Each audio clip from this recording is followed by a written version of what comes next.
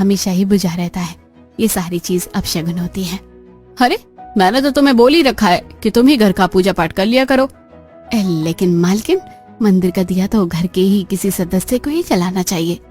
देखो मधु, मुझे पूजा पाठ में शुरू से ही इंटरेस्ट नहीं रहा है, तो प्लीज तुम मुझे इन कामों के लिए मत कहा करो। अगर तुम्हारे पास टाइम है तो तुम कर लिया करो, वरना कोई बात नहीं। इतना कहकर सोनाली अपनी पार्टी के लिए चली जाती है तो वहीं मधु। बूढ़ी घोड़ी लाल लगाम, अरे इसके पैर कब्र में लटक रहे हैं, लेकिन देखो कैसे फैशन में लगी हुई है। अरे इसे तो इस उम्र में राम राम की माला जपनी चाहिए, और ये किसी डिस्को में ठुमके लगाती है। सोनाली के इतने फैशनेबल होने की वजह से हर कोई उसके बारे में उल्टी सीधी बातें करता था। ऐसे कुछ समय गुजरता है और आज सोनाली का जन्मदिन होता है। शेखर, आज मेरा बर्थडे है। हमारा बेटा तो बाहर ट्रिप पर गया हुआ है, तो आज मैं सोच रही हूँ कि एक अच्छे से होटल में डिनर करने के लिए चले। आज मेरी बहुत इंपॉर्टेंट मीटिंग आ गई है। अगर मेरा बेटा बिजनेस संभालता तो मुझे इतनी दिक्कत नहीं होती। तुम चली जाओ, हम फिर कभी चलेंगे। शेखर की बात सुनकर सोनाली थोड़ी उदास हो जाती है और अब अपनी फ्रेंड्स के साथ सोनाली अपना बर्थडे सेलिब्रेट करती है। ऐसे कुछ दिन और गुजरते हैं और आज काफी समय के बाद पूरा परिवार एक साथ लंच कर रहा होता है। आज मैं बहुत खुश हूँ, इतने टाइम के बाद हमारा पूरा परिवार एक साथ लंच कर रहा है ना। मम्मी हमेशा अपनी पार्टी और पापा हमेशा अपने बिजनेस में ही बिजी रहते हैं। अब क्या करें बेटा, किसी को तो बिजनेस संभालना ही है ना। तुझे तो अपना वो फोटोग्राफी का काम करना है। कितनी बार कहा है कि ये सब काम छोड़कर बिजनेस को संभाल। अरे जब उसका इंटरेस्ट ही नहीं है बिजनेस संभालने में, तो मैं क्यों फोर्स करूं? बेटा, जब तुझे बिजनेस संभालना हो तब तू संभाल सकता है। वैसे मुझे तुझसे कुछ बात करनी थी। अब तेरी शादी लायक उम्र हो चुकी है, अगर कोई गर्लफ्रेंड वगैरह हो तो बता दे। नहीं मम्मी, मेरी कोई गर्लफ्रेंड नहीं है। आप लोगों को ही मेरे लिए लड़की ढूंढनी होगी। अरे तेरी उम्र के लड़कों की तो 6-7 गर्लफ्रेंड होती है, और तूने अभी तक गर्लफ्रेंड ही नहीं बनाई। अरे कुछ सीख मुझसे और तेरे पापा से। उस जमाने में भी हमारी लव मैरिज हुई थी। खैर छोड़ो, तेरे लिए लड़की मैं ही ढूंढूंगी। मेरी सहेली है ना मोनिका, उसकी बेटी किंजल, उससे तेरी बात चलाऊंगी। काफी टाइम तक तो उसने मॉडलिंग भी की है, बड़ी सुंदर है और तेरी जोड़ी खूब जचेगी। सोनाली अपने इकलौते बेटे मुकुल के लिए अपनी सहेली मोनिका के बेटे किंजल को पसंद करती है। मोनिका को भी मुकुल पसंद था, जिसके चलते अब कुछ महीनों के बाद किंजल और मुकुल की धूमधाम से शादी हो जाती है और ऐसे ही हफ्ते भर गुजरता है। मैं नहीं बता सकती कि मैं कितनी ज्यादा खुश हूँ। अब तो मुझसे रहा ही नहीं जा रहा। जितनी जल्दी हो सके तुम यहाँ पर आ जाओ, पुरानी यादें ताजा हो जाएंगी फिर से। सोनाली किसी से हंस हंस कर कॉल पर बात कर रही होती है। तभी किंजल सोनाली के कमरे में आती है और उसकी बातें सुन लेती है, जिसे देखकर सोनाली अपना कॉल काट कर। किंजल बेटा, तुम यहाँ? कुछ चाहिए था क्या? मेरी शादी को 1 हफ्ता हो गया है, तो सोचा आज अपनी पहली रसोई की रस्म कर लूं। पर किंजल बेटा, हमारे यहाँ ऐसी कोई रस्म नहीं होती, लेकिन अगर तुम्हें फिर भी कुछ बनाना है तो बना सकती हो। तुम्हें फॉर्मेलिटी करने की कोई जरूरत नहीं है। जैसे अपने मायके में रहती थी वैसे ही यहाँ रहो। किंजल आज के जमाने की लड़कियां जैसी मॉडर्न तो थी, लेकिन शादी के बाद की अपनी जिम्मेदारी को किंजल समझती भी थी और मॉडर्न जिंदगी जीने के साथ साथ अपने घर के काम पर ध्यान देती है। अरे किंजल बेटा, तुम्हें ये घर का काम करने के लिए किसने कहा? और तुमने साड़ी क्यों पहन रखी है? तुम्हारे पास मॉडर्न कपड़े नहीं है? तो मुझे बताओ, मैं तुम्हें शॉपिंग करवाती हूँ। ऐसा नहीं है मम्मी जी, वो तो बस मुझे साड़ी पहनना अच्छा लग रहा है, इसलिए मैं साड़ी पहनती हूँ। और रही कामकाज की बात, तो अपने घर का काम करने में भला क्या ही दिक्कत? तुम्हें देखकर तो लगता नहीं कि तुम मोनिका की बेटी हो। खैर, तुम्हें जो करना है करो, मैं तुम्हें किसी चीज के लिए फोर्स नहीं करने वाली। इतना कहकर सोनाली वहां से चली जाती है और किंजल के आने के काफी समय के बाद घर के मंदिर की अच्छे से साफ सफाई होती है। मधु, तुम क्या मंदिर की साफ सफाई नहीं करती हो? और ये दिया, इसे देखकर तो लग रहा है कि इसमें कई हफ्तों से तेल नहीं डाला गया है। छोटी मालकिन, हमें क्या बताऊं आपको, बड़ी मालकिन तो कभी पूजा पाठ नहीं करती है। मेरी सास तो मेरी माँ से भी ज्यादा मॉडर्न है। कम से कम मेरी माँ पूजा पाठ तो कर लिया करती थी। इसी तरह समय गुजरता रहता है और आज फिर से बालकनी में खड़ी होकर सोनाली किसी से हंस हंस कर बातें कर रही होती है, जिसे देखकर किंजल। उस दिन भी माँ जी किसी से इसी तरह से हंस हंस कर बात कर रही थी। कहीं मेरी सास का कोई बॉयफ्रेंड तो नहीं? वैसे भी मेरी सास कितनी ज्यादा मॉडर्न है, और आजकल तो जवानों से ज्यादा बूढ़े लोगों का अफेयर चलता है। ऐसे ही कुछ हफ्ते गुजर जाते हैं। सोनाली के पड़ोस में ही आज एक नया परिवार रहने के लिए आता है। सभी लोग जैसे ही गाड़ी से उतरते हैं तो उसमें मौजूद एक रंजीत नाम का आदमी, जिसकी उम्र लगभग शेखर के बराबर ही थी, वो दिखने में काफी ज्यादा हैंडसम और मस्कुलर था, जिसे देखकर आस पड़ोस की औरतें। अरे कमला, जरा इस आदमी को तो देख, कितना ज्यादा हैंडसम है, किसी फिल्मी हीरो जैसा लग रहा है। इस उम्र में भी क्या कोई इतना हैंडसम हो सकता है? आज पड़ोस की सभी औरतें रंजीत पर नजर गाड़े देख रही होती हैं, जिसे देखकर रंजीत की बहू माला। देख रहे हो रोहन, कैसे सभी औरतें पापा जी को घुर घुर कर देख रही हैं। दिखेंगे भी क्यों नहीं, मेरे पापा हैं, कोई नहीं कह सकता कि ये 50 साल के हैं। पूरा परिवार अपने घर के अंदर चला जाता है और थोड़ी देर बाद एक औरत उनका दरवाजा खटखटाती है और माला जैसे दरवाजा खुलता है तो मैं आपकी पड़ोसन यही सामने वाले घर में रहती हूँ। आप लोग अभी नए आए हैं ना, तो मैंने सोचा आपके लिए कुछ खाना ले आऊं। अभी तो आपने शिफ्टिंग भी नहीं करी होगी। थैंक यू सो मच, लेकिन हमने थोड़ी देर पहले ही बाहर से खाना ऑर्डर किया है। इतना कहकर माला दरवाजा बंद करती है कि तभी फिर से एक और पड़ोसन हाथों में खाना दिए दरवाजे पर खड़ी होती है, जिसे देखकर आपका बहुत बहुत शुक्रिया, लेकिन हमने खाना ऑर्डर कर लिया है। पता है मुझे कि ये सिर्फ बहाने से मेरे ससुर जी को देखने के लिए आ रही हैं। माला फिर से दरवाजा बंद करती है और तभी दोबारा दरवाजे पर खटखट होती है और इस बार माला जैसे दरवाजा खोलती है तो देखती है कि सामने सोनाली खड़ी है। हमने कहा तो सही, हमें किसी से कुछ नहीं चाहिए। आप लोग प्लीज जाइए, हमें आराम करने दीजिए। मैंने तो मेकअप कुछ कह दिया, वैसे रंजीत अंदर ही है ना। सोनाली अब डायरेक्ट अंदर आ जाती है और जैसे ही रंजीत और सोनाली एक दूसरे को देखते हैं तो खुशी से वो एक दूसरे के गले लग जाते हैं। ये देखकर माला और रोहन, अरे पापा जी, आप जानते हैं ने? मैं और सोनाली कॉलेज टाइम के दोस्त हैं। वैसे सोनाली, शेखर का क्या हाल चाल है? अब क्या ही बताऊं रंजीत, शेखर तो 24 घंटे अपने काम में बिजी रहते हैं। अच्छा, वैसे ही जैसे वो कॉलेज में पढ़ाई में बिजी रहता था। पता नहीं उसने तुम्हें गर्लफ्रेंड कैसे बना लिया, वरना एक टाइम तो ऐसा था मुझे लगता था कि उसकी कभी शादी नहीं होगी। सोनाली और रंजीत काफी सालों के बाद मिले थे और दोनों अब कई घंटे तक बैठकर बातें करते हैं। इसी तरह अब कुछ दिन गुजरते हैं और आज सोनाली रंजीत और उसकी पूरी फैमिली को डिनर पर अपने घर इनवाइट करती है। किंजल, तुमने तो काफी टेस्टी डिनर बनाया है, और स्पेशली ये पुलाव। मुझे इसकी रेसिपी बताना। हाँ, क्यों नहीं। वैसे अंकल, आप इस उम्र में भी इतने फिट कैसे हैं? अरे please Mukul, don't call me uncle.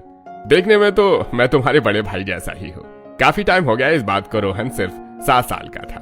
उसकी माँ मेरी पत्नी सुनीता की डेथ हो गई थी। सुनीता को शुरू से ही मेरी बॉडी ऐसी पसंद थी, इसलिए उसके जाने के बाद भी हमेशा मैंने उसकी याद में अपने आप को फिट रखा। वाह अंकल। खाना खाते हुए रंजीत सभी को अपने फिटनेस के राज का बता रहा होता है। तभी गलती से थोड़ा खाना रंजीत के मुंह पर लग जाता है, जिसे देखकर सोनाली टेबल पर रखा टिश्यू पेपर उठाती है और उसका मुंह साफ करने लगती है।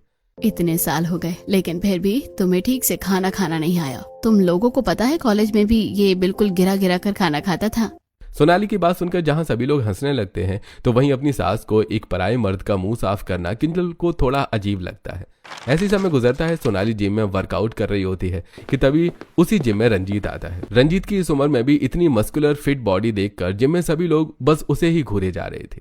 तुमने भी यही जिम ज्वाइन किया है? वैसे इस उम्र में भी तुमने अपने आप को काफी फिट रखा है।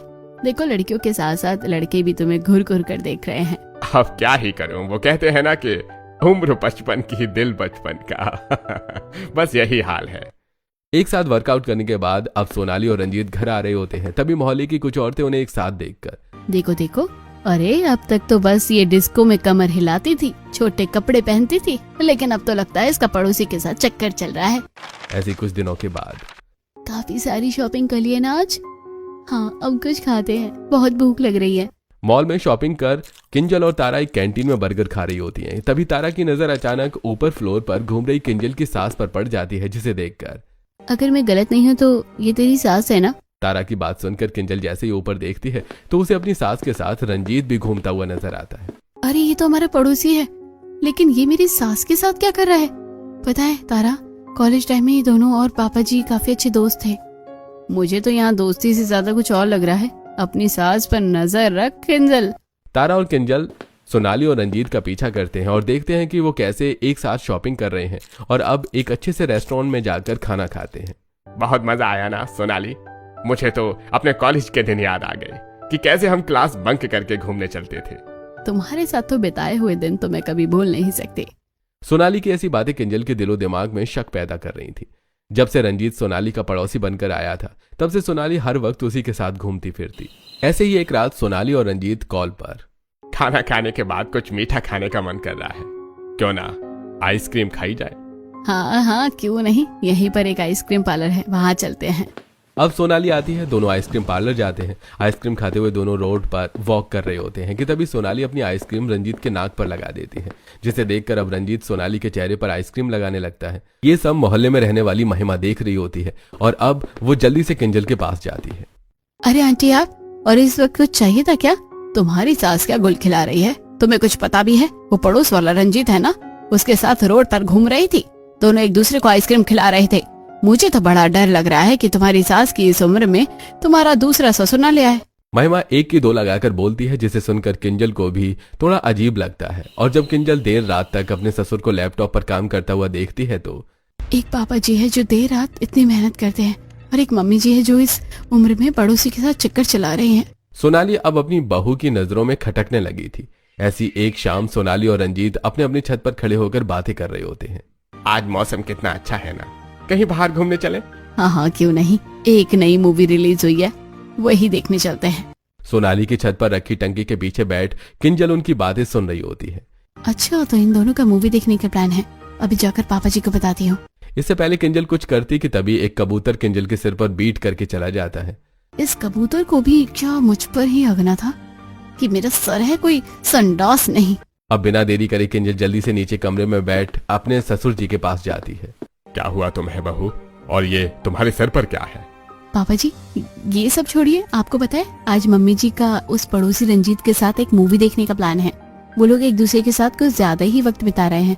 पता है आस पड़ोस के लोग बातें बनाने लग गए हैं। बेटा हम तीनों तो कॉलेज टाइम के अच्छे दोस्त हैं, तुमको ज्यादा ही सोच रही हो। ऐसा नहीं है पापा जी, मैं सोच रही हूँ मम्मी जी को संभाल लीजिए, देरी ना हो जाए। किंजल की ऐसी बातें अब शेखर के दिल में भी शक पैदा करने लगती हैं। ऐसे ही एक दिन तुम्हें ये वाली फोटो याद है? इस फोटो के पीछे कितना हंगामा हुआ था। कैसे भूल सकता हूँ मैं। और ये वाली फोटो देखो, ये होली के दिन की है ना। तुम्हें याद है कैसे अपने सर को होली के दिन सड़े हुए अंडे फेंक कर मारे थे? महीने भर तक उनके शरीर से बदबू आ रही थी। एक साथ अपने कॉलेज टाइम की फोटो एल्बम देख रहे होते हैं, जिसे देखकर किंजल अपने कमरे की खिड़की से दूरबीन लगाकर रंजीत के घर को देख रही होती है। देखो कैसे एक दूसरे के साथ चिपक कर बैठकर फोटो एल्बम देख रहे हैं। एक काम करती हूँ, माला को बताती हूँ। किंजल जब इस बारे में माला को बताती है तो ये सब कॉलेज टाइम की फ्रेंड है, और आज के टाइम पर तो ये सब नॉर्मल है। तुम कुछ ज्यादा ही सोच रही हो। इसे तो अपने घर की इज्जत की नहीं पड़ी, पर मुझे पड़ी है। किंजल अब एक नॉर्मल बहू से स्पाई बहू बनती है और रंजीत सोनाली पर कड़ी नजर रखती है। किंजल लेदर की जैकेट, पैंट, कैप पहने और मुंह को मास्क से ढक रखा है और गाड़ी के पीछे छुपकर आज भी मम्मी जी इसी रंजीत के साथ घूमने के लिए आई है। रंजीत और सोनाली अम्यूजमेंट पार्क में घूमने के लिए गए होते हैं और किंजल अपना भेष बदलकर उनका पीछा करती है। तभी चलते चलते किंजल गलती से एक कुत्ते की पूंछ पर पैर रख देती है और अब वो कुत्ता किंजल के पीछे भागने लगता है। ये कुत्ता कहाँ से मेरे पीछे पड़ गया? क्यों भगा रहा है इतना? रुक जा भाई। किंजल बड़ी मुश्किल से उस कुत्ते से बचकर घर आती है और अब किसी कुत्ते की तरह ही हांफने लगती है, जिसे देखकर सोनाली क्या हुआ, ऐसे हाफ क्यों रही हो? और ये तूने किसी सीक्रेट स्पाई की तरह कपड़े क्यों पहने हैं? पता है मुझे घर आए आधा घंटा हो गया है, कहाँ थी तू? किंजल अब क्या ही बताती कि वो क्या कर रही थी। रंजीत और सोनाली की बढ़ती नजदीकियों को शेखर देखने लगा था, जिसे देखकर आज तक कभी योगा तक नहीं करने वाला शेखर जिम ज्वाइन करता है। रंजीत को देखकर शेखर 30 किलो का डंबल उठाने लगता है तो डंबल को उठाते उठाते खुद ही गिर जाता है। अरे शेखर भाई, कहीं डंबल उठाते उठाते तो ही भगवान को प्यारा ना हो जाइयो। ये आपके बस की बात नहीं है, आप रहने दीजिए। सोनाली और रंजीत की ऐसी बातें सुनकर शेखर को काफी गुस्सा आता है।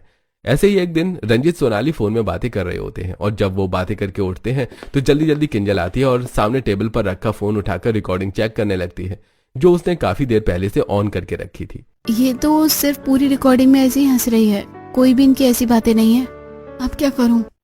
किंजल अपनी सास और रंजीत पर कड़ी नजर रखती है, लेकिन कोई भी पुख्ता सबूत उनके हाथ नहीं लगता। ऐसे ही एक दिन जब सोनाली रंजीत से कॉल पर बात कर रही होती है तो मुझे तो यकीन ही नहीं हो रहा कि अब हम अकेले एक साथ रहेंगे और कोई हमें डिस्टर्ब नहीं करेगा। बस कुछ दिन और। मैंने तो थोड़ी थोड़ी पैकिंग भी शुरू कर दी है शिखर, सबसे छुपा कर। सोनाली की ऐसी बातें दरवाजे के बाहर खड़ी होकर किंजल सुन लेती है। इसका मतलब अब माँ जी और रंजीत एक साथ रहेंगे। मुझे माला से इस बारे में बात करनी होगी। किंजल अब जल्दी से माला के घर आती है और जब उसे सारी बात बताती है तो लगता है तुम कुछ ज्यादा ही क्राइम सीरीज देखती हो, तभी तुम्हारा दिमाग ये सब उल्टे सीधे में चलता है। माला का ऐसा जवाब सुनकर किंजल मुंह बनाकर चली जाती है, लेकिन जब अपने ससुर के कमरे की सफाई कर रही होती है तो उसे वहाँ कुछ प्रॉपर्टी के पेपर दिखते हैं। ये प्रॉपर्टी के पेपर किसके हैं? इससे पहले माला उन पेपर से अच्छे से पढ़ पाती तभी कमरे में रंजीत आ जाता है और माला वहां से चली जाती है और इसी के साथ माला के अंदर से रंजीत और सोनाली को लेकर शक पैदा होने लगता है। ऐसे एक शाम रंजीत और सोनाली एक पार्क में बैठे होते हैं। यहाँ का नजारा कितना खूबसूरत है ना। एक बात, अभी कॉलेज में तुम मेरी इकलौती क्रश थी। अगर तुम शेखर की गर्लफ्रेंड नहीं होती ना तो मैं तो सीधा तुमसे शादी के लिए ही प्रपोज करता। अच्छा जी, कोई बात नहीं, अगले जन्म में देखते हैं। वैसे भी मैं एक बात कहूँ, जब से तुम आए हो तब से मैं भी बहुत खुश रहने लगी हूँ। ऐसा लगता है कि सही मायने में मेरा भी कोई दोस्त है जो मुझे समझता है। सोनाली और रंजीत की ऐसी बातें एक अनजान व्यक्ति के दिल में भी उनके लिए शक पैदा करने के लिए काफी थी। हर शाम की तरह सोनाली जब पार्टी के लिए रेडी होकर मोहल्ले से गुजर रही होती है तभी कुछ औरतें, अरे सोनाली, पार्टी करती रहोगी या कभी पूजा पाठ भी करोगी? कल हमने घर में बहुत बड़ा हवन रखवाया है और मोहल्ले के ढेर सारे लोग आ रहे हैं, तुम भी जरूर आना। थैंक यू सो मच कमला कि तुमने मुझे इनवाइट किया, लेकिन तुम तो जानती हो ना कि मुझे ये पूजा पाठ में कोई इंटरेस्ट नहीं है, और जब किसी चीज में इंटरेस्ट नहीं है तो उसे करने का क्या ही मतलब। इंटरेस्ट होगा भी क्यों, क्योंकि तुम्हारा सारा इंटरेस्ट तो उस पड़ोसी में है। पता नहीं कब ऐसी औरतों को हमें और बर्दाश्त करना होगा। रंजीत के आने के बाद तो अब सोनाली पड़ोसियों की नजरों में और ज्यादा खटकने लगी थी। ऐसे कुछ दिन गुजरते हैं। हॉल में बैठी किंजल फोन में एक क्राइम सीरीज देख रही होती है। ये क्या, ये औरत तो पति और बच्चों को छोड़कर इस अमीर आदमी के साथ चली गई। मेरी सास का भी कुछ ऐसा ही हाल है, कहीं वो तो एक दिन पापा जी को छोड़कर ना चली जाए। क्राइम सीरियल देखते हुए किंजल मनी मन बातें बनाने लगती है कि तभी किंजल के सामने उसकी सास सोनाली आती है। सोनाली ने आज अपने मॉडर्न फैशनेबल कपड़े नहीं बल्कि एक सुंदर सी लाल साड़ी पहनी होती है। हाथों में चूड़ियां, गले में हार और बालों में गजरा भी लगा होता है, जिसे देखकर किंजल, मम्मी जी ये आप हैं? नहीं, ये आप नहीं हो सकती। अरे बहू, वो मैंने सोचा कि कितना समय हो गया है मुझे मंदिर गए हुए, तो आज मंदिर हो ही आती हूँ, इसलिए इतना तैयार हुई। हम मंदिर में थोड़ी ना अपनी वन पीस पहनकर जाती। इतना कहकर सोनाली चली जाती है, लेकिन किंजल अभी भी शौक में होती है। तो वहीं जब पड़ोस की औरतें सोनाली को इस रूप में देखती हैं तो, अरे ये तो सोनाली है ना, इसे क्या हुआ? इसकी तबीयत ठीक तो है ना?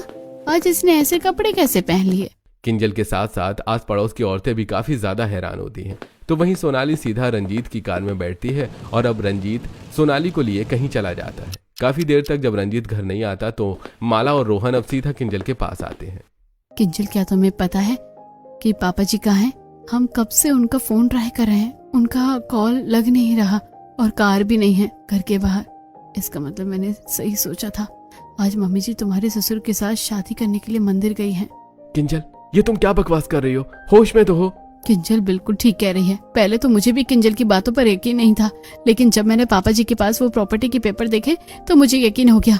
मम्मी जी के जाने के बाद शायद पापा जी अब इस उम्र में काफी अकेलापन महसूस कर रहे हैं, इसलिए उन्होंने तुम्हारी सास के साथ चक्कर चलाया। इस उम्र में ये सब करना कोई अच्छी बात तो नहीं है। आखिरकार मेरे प्यार में क्या कमी रह गई थी जो सोनाली इस हद तक नीचे गिर गई? 1 मिनट पापा जी, कार मेरे फोन से कनेक्टेड है तो हम जीपीएस के थ्रू पता लगा सकते हैं कि उनकी कार की लोकेशन कहाँ है इस वक्त। रोहन अपना फोन ऑन करता है और जीपीएस से अपने पिता की गाड़ी को ट्रैक करता है और अब वो सभी गाड़ी में बैठकर सीधा उस लोकेशन पर पहुंचते हैं और देखते हैं कि वहां एक सुंदर सा घर है जो फूलों से सजा हुआ है। ये देखकर किंजल, भगवान, इन लोगों का तो घर भी तैयार हो गया। इसका मतलब अभी शादी करके यहीं रहेंगे। सोनाली, तुमने क्यों किया मेरे साथ ऐसा? मैं तुम्हें कभी माफ नहीं करूंगा। पूरा परिवार अब जल्दी से अंदर जाता है और देखता है कि अंदर पूजा का कुछ सामान और हवन कुंड है। तो वहीं रंजीत और सोनाली हवन कुंड के पास बैठे हैं और जैसे उनकी नजर अपने परिवार वालों पर पड़ती है तो, अरे आप लोग यहाँ, वो भी एक साथ? पापा जी क्या हुआ? हम लोग सही वक्त पर आ गए हैं तो इसलिए आपको दुख हो रहा है? आपको शर्म नहीं आई इस उम्र में अपने पड़ोसी के साथ चक्कर चलाते हुए? अरे मैं तो आज के जमाने की हूँ और आपसे कहीं ज्यादा मॉडर्न हूँ, लेकिन फिर भी मैंने अपनी मर्यादा नहीं लांगी। आपको शर्म नहीं आई पापा जी को धोखा देते हुए? तुम्हारा दिमाग तो नहीं खराब हो गया है? ये क्या बकवास कर रही हो तुम? मेरा और रंजीत का चक्कर है? किसने कहा तुम्हें? मैंने खुद अपनी आंखों से देखा है कि आप लोग कैसे पूरा पूरा दिन एक साथ घूमते थे, एक दूसरे को अपने हाथों से खाना खिलाते थे, यहाँ तक कि गले भी मिलते थे। सोनाली, क्या कमी रह गई थी आखिरकार मेरे प्यार में जो तुम इस हद तक नीचे गिर गई? और रंजीत, तुम तो मेरे अच्छे दोस्त थे ना। और अरे हमारा नहीं तो कम से कम अपने बहू बेटे का ही सोच लेते, उनको क्या इज्जत रह गई अब? अरे बस करो, आप लोग जो मन में आ रहा है बोले जा रहे हो। सच कहा है किसी ने कि इंसान जो देखता है उसे ही सच मान लेता है। हम यहाँ कोई शादी करने नहीं आए हैं, हम तो पंडित जी का इंतजार कर रहे हैं ताकि वो घर की सुख शांति के लिए पूजा कर सके। ये घर मेरा और सोनाली का नहीं बल्कि तुम्हारा और सोनाली का है। आपके पास तो कभी मेरे लिए वक्त ही नहीं था। आपको तो ये भी याद नहीं कि सालों पहले हमने एक वादा किया था कि जब हम बूढ़े हो जाएंगे तो हम एक सुख शांति वाली जगह पर अपने छोटे से घर में रहेंगे। मैंने सोचा कि तुम्हें तो याद नहीं है, मुझे तो याद है ना कि मैं ये वादा पूरा कर लेती हूँ। लेकिन अगर माँ ऐसी बात थी, आप लोगों ने हमें बताया क्यों नहीं, और इस पूजा में हम में से किसी को नहीं बुलाया?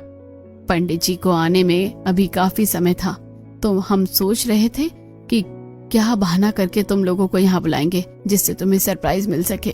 सोनाली और मैं और शेखर कॉलेज टाइम पर काफी अच्छे दोस्त थे और आज भी हैं। हाँ, एक वक्त था जब मैं सोनाली को पसंद करता था, लेकिन जब उसकी शादी हुई तो मैंने सिर्फ उसे दोस्त की नजर से ही देखा। पर दुख तो मुझे इस बात का है कि आप लोगों को अपने घर के बड़ों पर इतना भी भरोसा नहीं है। रंजीत और सोनाली के मुंह से सारी